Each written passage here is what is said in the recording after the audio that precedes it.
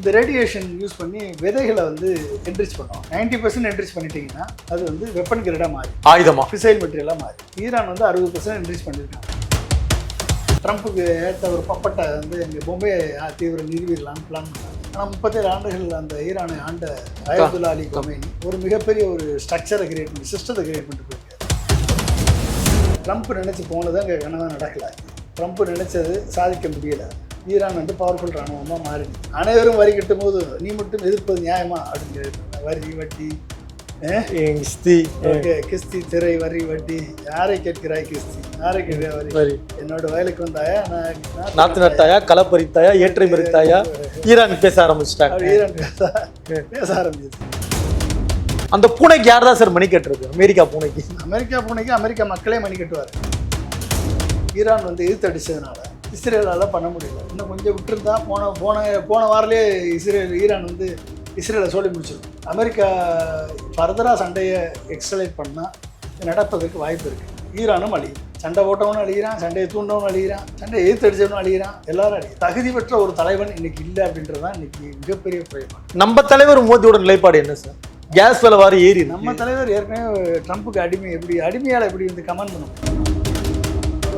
ஒரு மாதத்துக்கு நீ வேணால் ரஷ்யாவில் ஆயில் வாங்கிக்கோ, ஸ்டேட்டா ஹார்மஸ் மூடி திறக்கிற வரைக்கும் அப்படின்னு பெர்மிஷன் கொடுக்குற அளவுக்கு ட்ரம்ப் இருக்காரு. அப்படின்னா இந்தியாவை ஆள்வது ட்ரம்ப்பா மோடியா?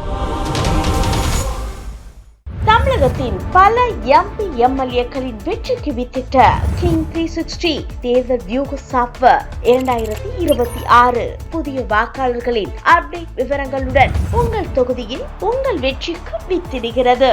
உங்கள் வாக்காளர்கள் தொகுதி, பூத், ஆண், பெண், வயது என பல வகைகளில் ஒரே நொடியில் உங்கள் விரல் நுனியில் bulk WhatsApp, bulk voice call, viral தேர்தல் பிரச்சாரங்கள், ட்ரெண்டிங் செய்திகள் என கிங் 360 தேர்தல் வியூக பணிகள் குறித்த விவரங்களுக்கு உடனடியாக இணைந்திடுங்கள்.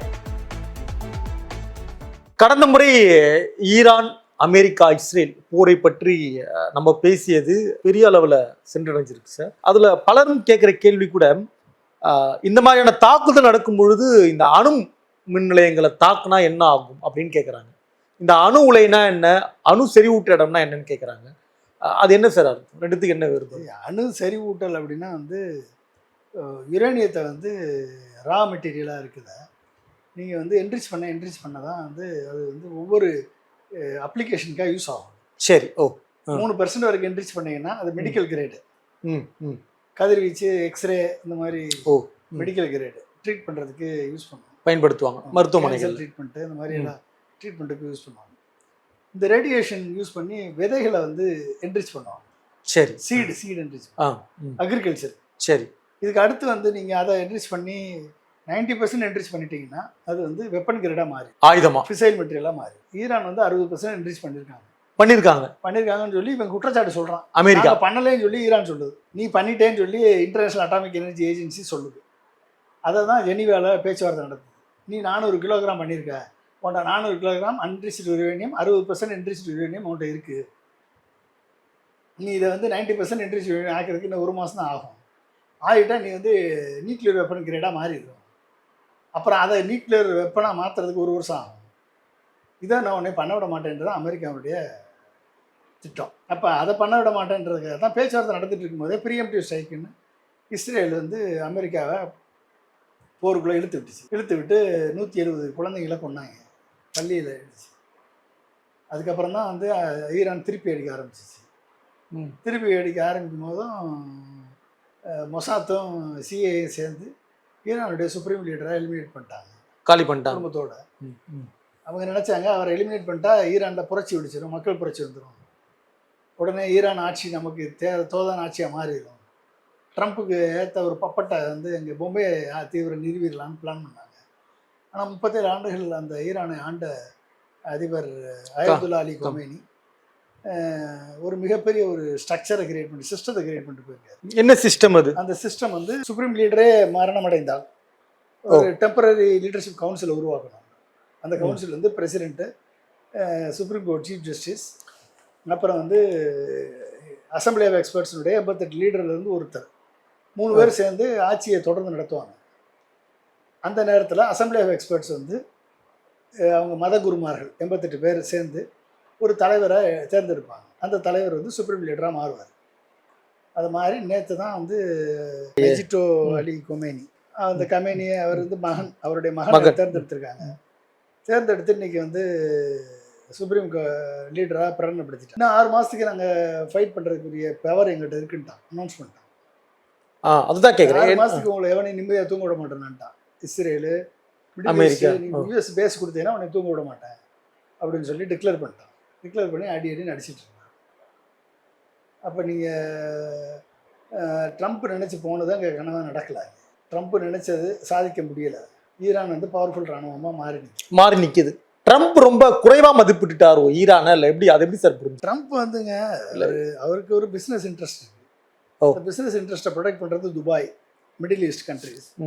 அந்த மிடில் ஈஸ்ட் கண்ட்ரிஸுக்காகவும் இஸ்ரேலுடைய எப்ஸ்டீன் ஃபைல்ஸுக்காகவும் இஸ்ரேலுடைய ஜுடானிஸ்ட் ஃபோர்ஸஸ் அவங்களுடைய வலியுறுத்தலுக்காகவும் இவர் வந்து ஈரான் மேலே படையெடுத்தார்.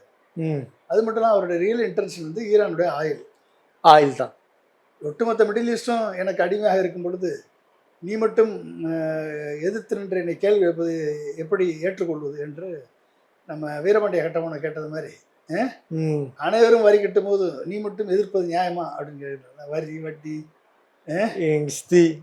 கிஸ்தி திரை வரி வட்டி யாரை கேட்கிறாய் கிஸ்தி, யாரை கேட்கிறாய் வரி, என்னோட வயலுக்கு வந்தாயா, நாத்து நட்டாயா, களை பறித்தாயா, ஏற்றை மறித்தாயா, ஈரான் பேச ஆரம்பிச்சிட்டாங்க. ஈரான் பேச ஆரம்பிச்சதுல இருந்து ஈரான் வந்து ஏன்னா அப்படிப்பட்ட ஒரு தலைவர், லீடர், ஈரான் பயனுள்ள லீடர். நான் இறந்தாலும் பரவாயில்ல, பங்கரில் வந்து ஒளிஞ்சுக்கோங்கன்னு கூப்பிடுறாங்க நெட்டன்யாகு மாதிரி. அவர் சொல்கிறாரு, என்டையர் ஈரான் மக்களுக்கு பங்கர் போட்டு வச்சிருவியா, எனக்கு மட்டும் என்ன பங்கரு அப்படின்னு தைரியமாக நின்றவர் தானே, எதிர்த்து நின்று நடித்தவர் தானே. அது அப்போ அப்படிப்பட்ட ஒரு முதுகெலும்புள்ள ஒரு தலைவனை பெற்ற நாடு ஈரான். அப்போ அந்த ஈரான் வந்து இன்றைக்கி வந்து டெக்னாலஜியில் அட்வான்ஸ்டு, டிஃபென்ஸில் அட்வான்ஸ்டு, மிசைல்ஸில் அட்வான்ஸ்டு, ஹைப்பர்சானிக் மிசைல்ஸில் அட்வான்ஸ்டு, சாஹித் 165 லாய்ட்ரிங் மியூனிஷன் ட்ரோன்ஸில் அட்வான்ஸ்டு. இத்தனை அட்வான்ஸ் சிஸ்டத்தை உருவாக்கி வச்சிருக்காங்கன்னா அப்போ எப்படிப்பட்ட நாடுன்னு பாருங்க. இல்லை உண்மையாவது எவ்வளவு ராணுவ பலம் நீங்கள் எப்படி சார் பார்க்குறீங்க? என்ன ராணுவ பலம் பார்க்குறீங்க? ராணுவ பலத்தை வந்து இத்தனை கேட்டகரியிலையும் நல்ல அதிகமான பலத்தை வச்சிருக்காங்க இஸ்ரேலை விட. இந்த கண்டம் விட்டு கண்டம் பாயறதெல்லாம் இருக்கு. அதான் இன்டர்கான்டினென்டல் பேலிஸ்டிக் மிசைல்ஸ்.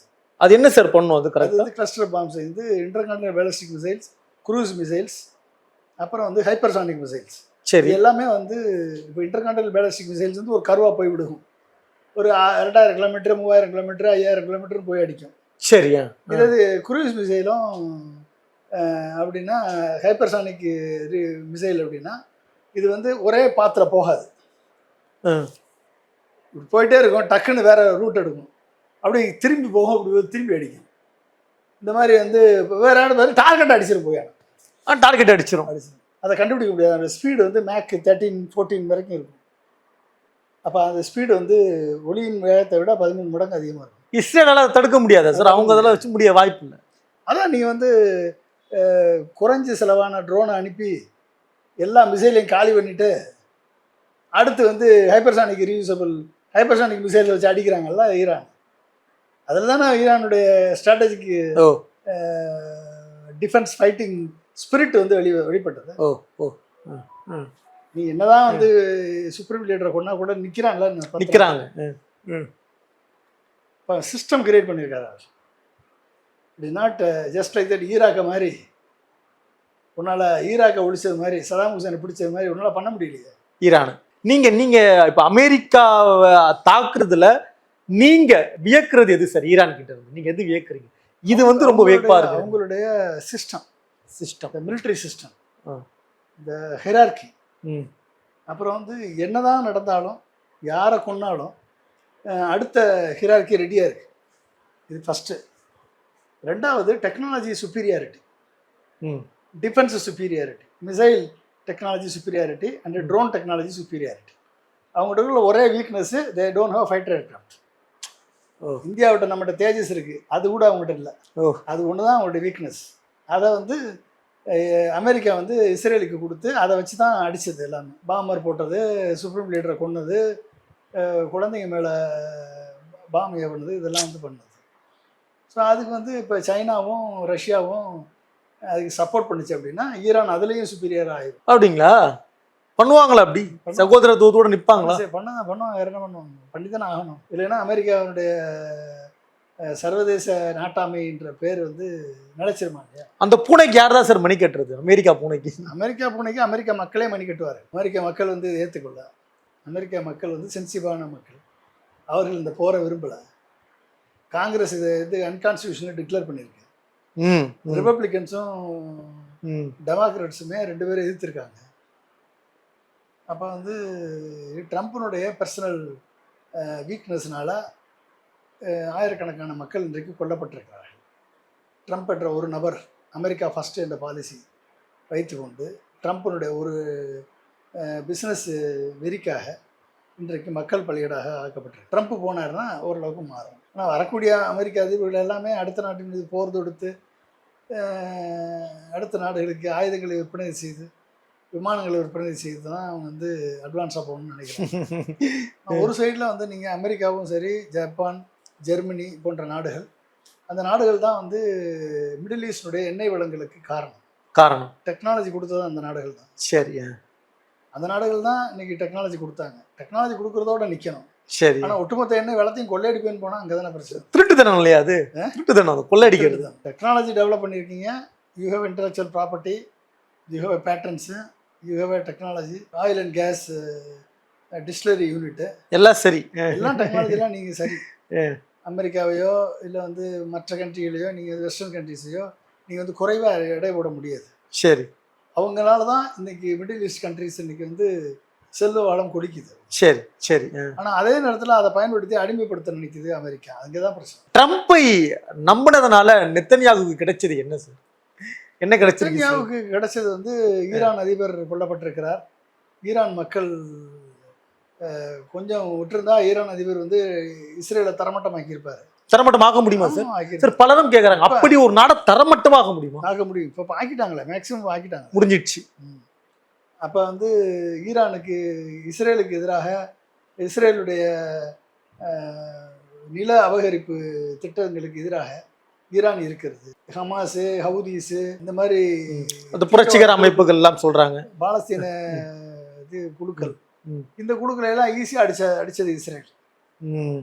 ஆனால் ஈரான் பேக் பண்ணதுனால இந்த குழுக்களை எல்லாம் அவங்களால ஒன்றும் பண்ண முடியாது. ஈரான் வந்து எதிர்த்து அடித்ததுனால இஸ்ரேலால் பண்ண முடியல. இன்னும் கொஞ்சம் விட்டுருந்தா போன வாரலே ஈரான் வந்து இஸ்ரேலை சொல்லி முடிச்சிடலாம். இப்போ காப்பாற்றினது ட்ரம்ப் தான் தலையிட்டு.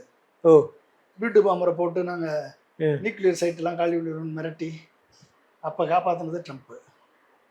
ஆனால் இன்னும் விட மாட்டாங்க. சுப்ரீம் லீடர் அடித்த பிறகு ஈரான் வந்து இன்னும் சும்மா விடாது, விரட்டி அடிக்க தான் செய்யும். இதுக்கு மேலே அமெரிக்கா தலையிட்டுச்சு அப்படின்னா, அமெரிக்காவுடைய எஸ்கலேஷன் அதிகமாச்சு அப்படின்னா ரஷ்யாவும் வடகொரியாவும் சைனாவும் இந்த போரில் ஈரானுக்கு ஆதரவாக இறங்கும். அது ஒரு கடுமையான போராக மாறும். அமெரிக்காவுக்கு முடிவுரை இல்லையா? அது தப்பிக்குமா அதில் அமெரிக்கா அப்படி நின்னா முடிஞ்சது? அமெரிக்காவுக்கு ஆபத்து இல்லை. அமெரிக்காவுடைய பொருளாதார பணம் வீக் ஆகும். அமெரிக்கா சப்போர்ட் பண்ணக்கூடிய யூஎஸ் மிலிட்ரி பேஸஸ் வந்து இங்கே காலியாகும். மிடில் ஈஸ்டில் இருக்கக்கூடிய மிலிட்ரி பேஸஸ் எல்லாம் காலியாகும், தரைமட்டமாகும்.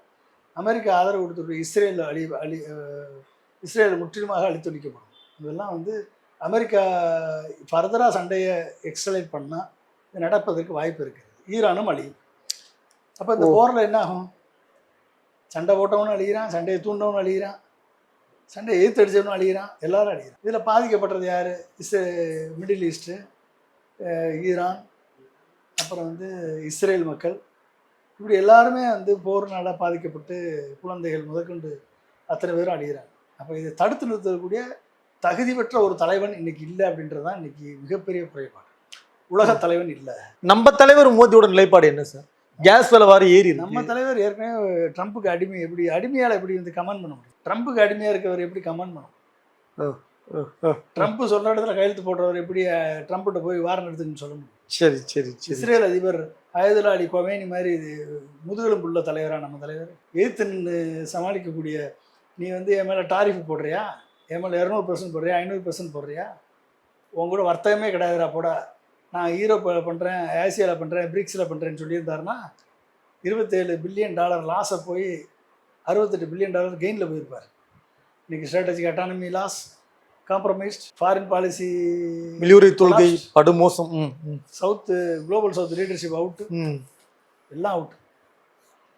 சரியா? அப்போ என்னாச்சு, ஒரு மாதத்துக்கு நீ வேணால் ரஷ்யாவில் ஆயில் வாங்கிக்கோ, ஸ்டேட் ஹார்மஸ் மூடி திறக்கிற வரைக்கும் அப்படின்னு பெர்மிஷன் கொடுக்குற அளவுக்கு ட்ரம்ப் இருக்காரு. அப்படின்னா இந்தியாவை ஆள்வது ட்ரம்ப்பா மோடியா? கேள்விக்கு பதில் இருக்கா? அடிமையின் உடம்பில் ரத்தம் எதற்கு, தினம் அச்சப்பட்ட கோழைக்கு இல்லம் எதற்கு, கொடுமையை கண்டு கண்டு பயம் எதற்கு, நீ கொண்டு வந்தது என்னடா மீசிங் இருக்கு. அடிமையின் உடம்புல என்ன ரத்தம் இருக்கு? என்ன கேள்வி கேட்க முடியும்? இந்த அடிமையால போய் எப்படி இஸ்ரேல் ஈரான் வார நிறுத்த முடியும்? அதானே.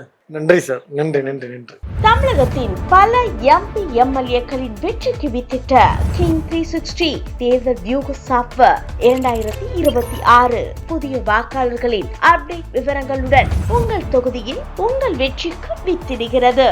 உங்கள் வாக்காளர்கள் தொகுதி, பூத், ஆண், பெண், வயது என பல வகைகளில் ஒரே நொடியில் உங்கள் விரல் நுனியில் bulk WhatsApp, bulk voice call, viral தேர்தல் பிரச்சாரங்கள், ட்ரெண்டிங் செய்திகள் என கிங் 360 தேர்தல் வியூக பணிகள் குறித்த விவரங்களுக்கு உடனடியாக இணைந்திடுங்கள்.